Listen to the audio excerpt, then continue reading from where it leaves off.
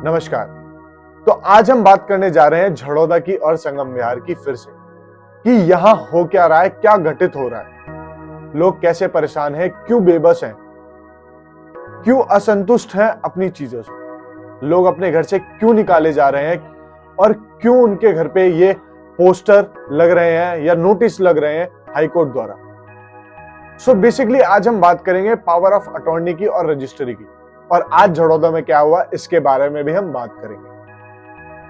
आज फिर से लोगों ने चक्का जाम करने की कोशिश करी, लेकिन पुलिस कर्मियों द्वारा सबको वापस घर में भेजा गया। सबको प्यार से समझाया गया कि आप लोग कोर्ट में जाके केस दर्ज करें, ना कि यहां रोड पे खड़े होकर किसी भी प्रकार का दंगा या फिर किसी भी प्रकार की प्रशासन को इफेक्ट किसी भी प्रकार का ना करें। सारे पुलिस कर्मियों ने कम से कम हजारों से भी ज्यादा की भीड़ में लोगों को घर वापस भेजा। आज कम से कम 1000 पुलिसकर्मी भी आए ताकि प्रशासन हर चीज को ध्यान रख के हर प्रकार का काम करे, किसी को भी किसी भी प्रकार की चोट ना आए। और हम आज बात करेंगे रजिस्ट्री की और पावर ऑफ अटॉर्नी की।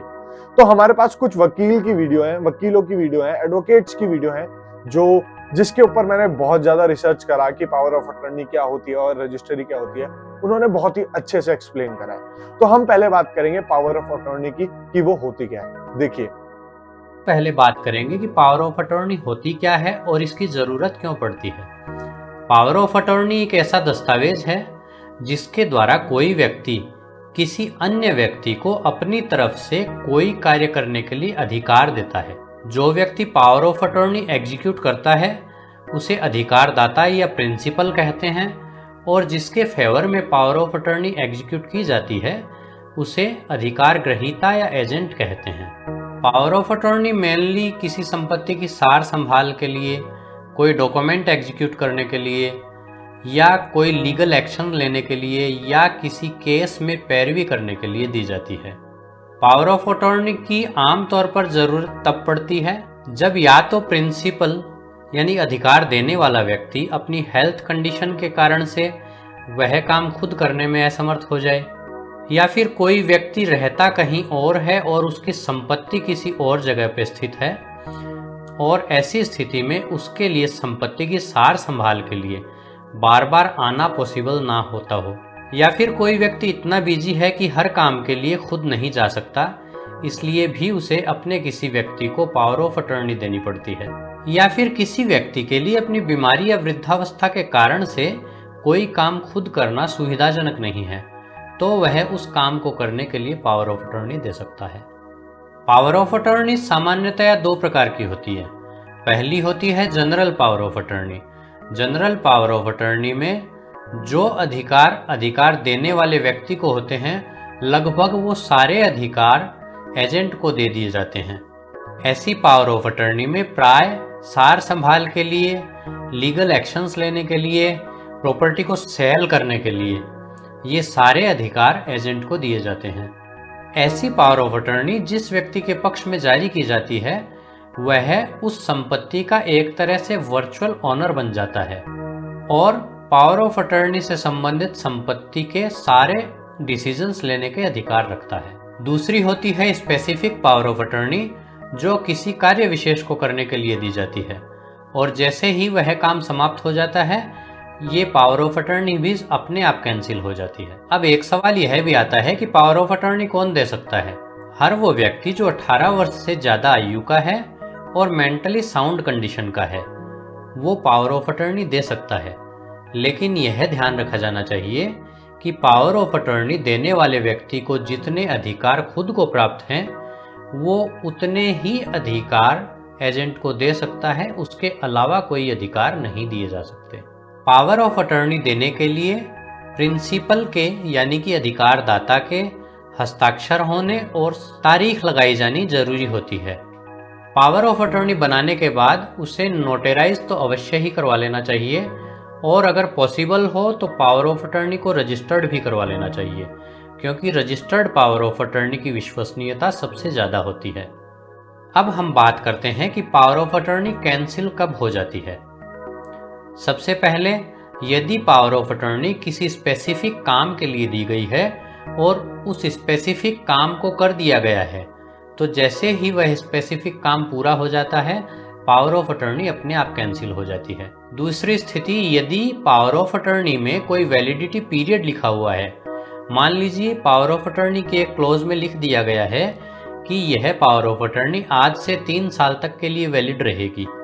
तो जैसे ही वह वैलिडिटी पीरियड खत्म होता है, वह पावर ऑफ अटॉर्नी स्वतः कैंसिल हो जाती है और उस पावर ऑफ अटॉर्नी का होल्डर उस पावर ऑफ अटॉर्नी के बेसिस पे कोई भी कार्य करने के लिए सक्षम नहीं रहता है।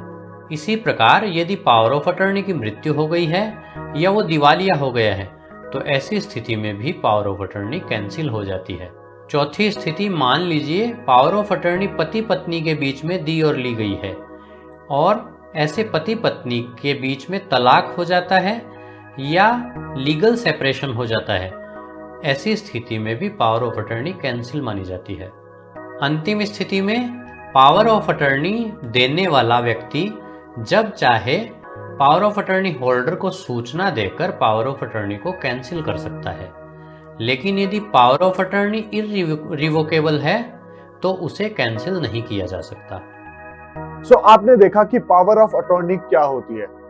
तो चलिए अब हम बात करेंगे रजिस्ट्री क्या होती है। रजिस्ट्री का मतलब क्या होता है, बेसिकली रजिस्ट्री किस लिए की जाती है, लोगों को क्यों चाहिए रजिस्ट्री। देखिए दोस्तों, हम लोगों में से काफ़ी लोग यह मानते हैं कि जब भी हम कोई प्रॉपर्टी खरीदते हैं तो जैसे ही हम उसकी रजिस्ट्री सब रजिस्ट्रार ऑफिस में करवा लेते हैं, वह प्रॉपर्टी सरकारी दस्तावेजों में हमारे नाम से हो जाती है और सरकारी रिकॉर्ड के अनुसार उसके मालिक हम हो जाते हैं। लेकिन क्या वास्तव में ये सही है? कई बार हम सुनते हैं कि एक व्यक्ति ने किसी प्रॉपर्टी को 2 बार बेच दिया या कोई व्यक्ति किसी प्रॉपर्टी को बेचने के बाद भी उस पर लोन उठा लेता है। अगर रजिस्ट्री करवाते ही सरकारी रिकॉर्ड में हम मालिक के रूप में दर्ज हो जाते हैं, तो फिर उसी प्रॉपर्टी को दोबारा कैसे बेचा जा सकता है या फिर उस पर दोबारा लोन कैसे उठाया जा सकता है? आज का हमारा वीडियो इसी बारे में है, जिसमें हम बात करेंगे कि किसी प्रॉपर्टी की रजिस्ट्री करवा लेने के बाद सबसे ज़रूरी आवश्यक कदम हमें कौन सा उठाया जाना होता है। वीडियो में दी गई जानकारी महत्वपूर्ण है, वीडियो को अंत तक ज़रूर देखें और वीडियो की जानकारी अगर पसंद आए तो लाइक भी करें। इसके पहले कि हम वीडियो को शुरू करें, यदि आपने हमारे चैनल को अभी तक सब्सक्राइब नहीं किया है तो अभी कर लें और साथ ही बेल आइकॉन को भी दबा दें, ताकि आने वाले नए वीडियो का कोई भी नोटिफिकेशन आपको समय पर मिलता रहे और आप किसी भी उपयोगी जानकारी को मिस ना करें। सबसे पहली बात तो यह है कि रजिस्ट्री होती क्या है और रजिस्ट्री करवाई जानी अनिवार्य क्यों है। भारतीय रजिस्ट्रेशन एक्ट में यह प्रावधान दिया गया है कि 100 रुपये से ज़्यादा की किसी भी प्रॉपर्टी का यदि कोई ट्रांसफ़र किया जाता है तो ऐसा ट्रांसफ़र लिखित में ही होगा और ऐसे प्रत्येक ट्रांसफ़र का रजिस्ट्रेशन करवाया जाना अनिवार्य होगा। यही कारण है कि हम जब भी कोई प्रॉपर्टी खरीदते या बेचते हैं या किसी अन्य प्रकार से ट्रांसफ़र करते हैं तो उस ट्रांसफ़र डीड की रजिस्ट्री हमें हमारे एरिया के सब रजिस्ट्रार ऑफिस में करवानी पड़ती है। इसका मतलब यह है कि रजिस्ट्री केवल ऑनरशिप के ट्रांसफ़र का डॉक्यूमेंट होता है, स्वामित्व का दस्तावेज रजिस्ट्री को नहीं माना जाता। किसी भी प्रॉपर्टी की रजिस्ट्री हमारे फेवर में करवा लिए जाने के बाद सबसे महत्वपूर्ण कदम होता है उसका नामांतरण करवाया जाना, यानी म्यूचुएशन या दाखिल खारिज करवाया जाना। दाखिल खारिज में दाखिल का मतलब है हमारा नाम रजिस्ट्री के आधार पर उस प्रॉपर्टी के स्वामित्व के सरकारी रिकॉर्ड में दाखिल कर लिया जाता है और पुराने स्वामी यानी जिस व्यक्ति से हमने प्रॉपर्टी को खरीदा है उस व्यक्ति का नाम प्रॉपर्टी के स्वामी के रूप में हटा दिया जाता है।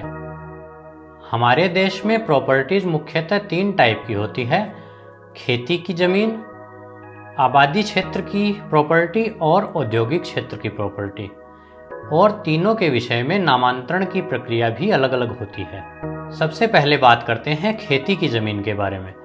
जब भी हम कोई खेती की ज़मीन खरीदते हैं तो खेती की ज़मीन से संबंधित स्वामित्व के दस्तावेज के रूप में सबसे महत्वपूर्ण रिकॉर्ड होता है जमाबंदी। जमाबंदी वह दस्तावेज है जिसमें खेती की ज़मीन की डिटेल होती है और साथ ही उस ज़मीन के मालिक का नाम और उस मालिक का उस कुल ज़मीन में कितना हिस्सा है वह हिस्सा अंकित किया हुआ होता है। हमें जब भी किसी खेती की ज़मीन के मालिक के बारे में पता करना होता है तो हम जमाबंदी की कॉपी निकलवाते हैं और हमें उसके मालिक का पता चल जाता है। और जब भी हम कोई खेती की ज़मीन खरीद लेते हैं तो हमारे लिए ज़रूरी होता है कि रजिस्ट्री की एक कॉपी के साथ अपने उस एरिया के पटवारी को हम एक एप्लीकेशन दे दें ताकि पटवारी हमारे नाम से नामांतरण कर सके। नामांतरण की प्रक्रिया आजकल ऑनलाइन भी होने लगी है, जिसके लिए हम अपने राज्य सरकार की वेबसाइट पर जाकर दाखिल खारिज के लिए एप्लीकेशन दे सकते हैं। अब मान लीजिए हमने कोई खेती की ज़मीन खरीदी है और उसकी रजिस्ट्री करवाकर उसे भूल गए हैं और फिर जिस व्यक्ति से हम वह ज़मीन खरीदते हैं वही व्यक्ति उसी ज़मीन को किसी और व्यक्ति को बेच देता है और जिस व्यक्ति ने वह ज़मीन खरीदी है वह अपनी खरीद की हुई रजिस्ट्री के आधार पर उसका नामांतरण अपने पक्ष में करवा लेता है, या फिर वह व्यक्ति जिससे हमने ज़मीन खरीदी है उसी ज़मीन पर किसी बैंक से लोन उठा लेता है। ऐसी स्थिति में ये तो अलग बात है कि उस व्यक्ति ने अपराध किया है और अपराध के लिए उसे कानून में सज़ा मिलेगी, लेकिन हमारे लिए बिना मतलब कोर्ट के चक्कर लगाने पड़ जाते हैं।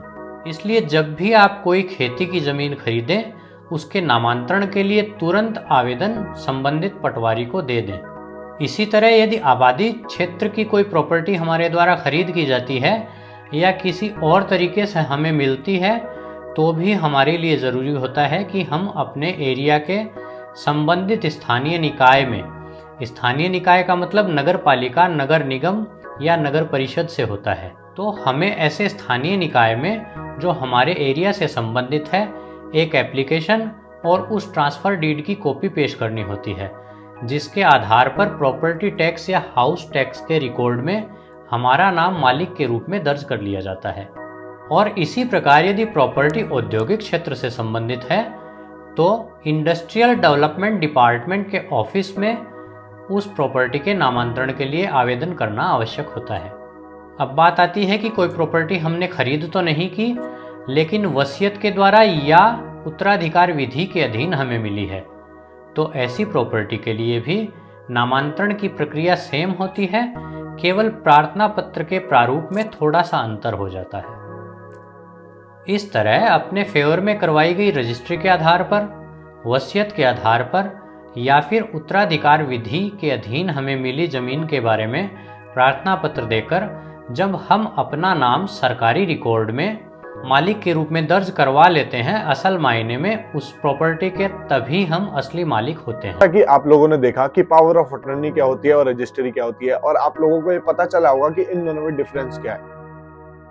तो मैं आप सबसे यही कहना चाहूंगा कि आशा की किरण बनाए रखें, हाई कोर्ट या सुप्रीम कोर्ट में अपील करें और निराश बिल्कुल ना हो। हम सब आपके साथ हैं। आपसे यही कहूंगा कृपया करके आप सब रजिस्ट्री कराएं, आपके मकान, घर या फिर किसी भी प्रकार की चीजें हैं उनका कंफर्म करें और दिल्ली गवर्नमेंट से कंफर्म करें कि यहाँ पे रजिस्ट्री है कि नहीं है, और तो और लोगों में शेयर करें और बताएं उनको कि ये चीजें घटित होती हैं। तो आप इससे अवेयर रहें, बी अवेयर फॉर दिस, और आगे अपने भाई दोस्त यार में फैलाएं इस वीडियो को ताकि वो भी इस जानकारी को प्राप्त करें। तब तक के लिए मैं आपसे यहीं पे अपनी वाणी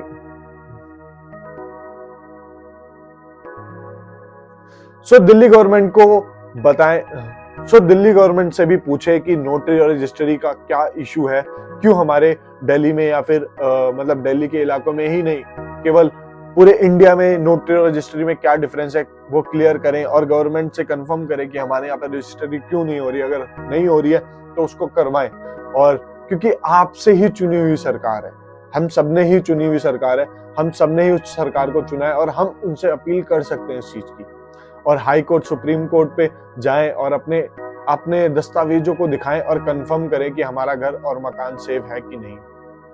तब तक के लिए गाइस मैं अपनी वाणी को यहीं विराम देता हूं और अपने भाई दोस्त यार में इस वीडियो को जितना शेयर कर सकते हैं शेयर करें, और आप लोग परेशान ना हो और पूरे यूथ को बोलिए कि इस वीडियो को और इन लोगों को सपोर्ट करें और शेयर करें इस वीडियो को। तब तक के लिए नमस्कार, मैं आपका भाई गोपाल तिवारी। है।